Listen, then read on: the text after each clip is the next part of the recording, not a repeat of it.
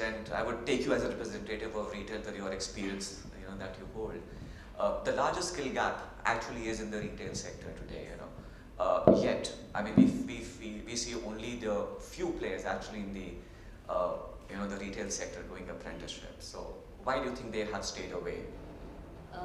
Okay, I'll just keep the money and the communication aside because that has been spoken about already. One of the things I think is a big opportunity is, can we have apprentices coming into the system who take lesser time to productivity than what they take today? Okay, how I would like to just quote an example here. When we decided about a year and a half back that we will be having apprentice will be one of our routes to grow a lot of commissaries in the system, and we started engaging with NSG, CCII, we started talking to them, and we started looking at all the sector training plans that are there. We suddenly realized that at a hotel industry, the kind of apprentices who are coming are not even in thousands across India, it's in hundreds. Okay, and our need was already, you had a plan of 600 in a year. Where is this production coming? Supply is not there, there is demand. Okay, if just a cloud kitchen business which is 7 months old can have 600 apprentices, just think about the hotel industry across. There were none.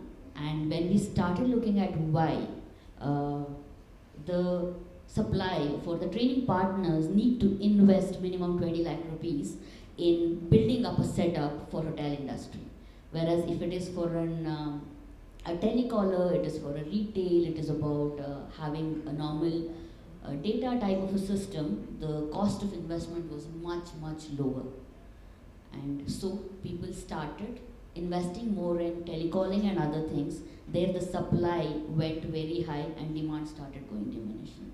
Today also we don't have, there are some good courses, but we actually don't have apprentices coming out of these courses whom we can take as ready resources, whom we can train in next 6 months to 1 year to be our prospective employers. So we didn't stop there.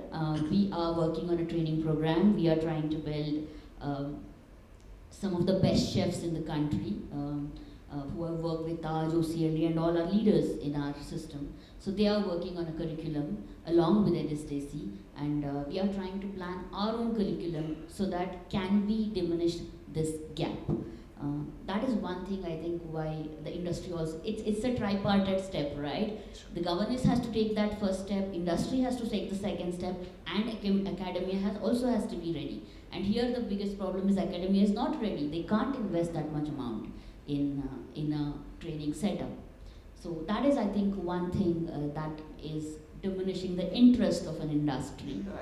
So that comes to the second point that I want you to talk about, is counseling the students becomes highly critical.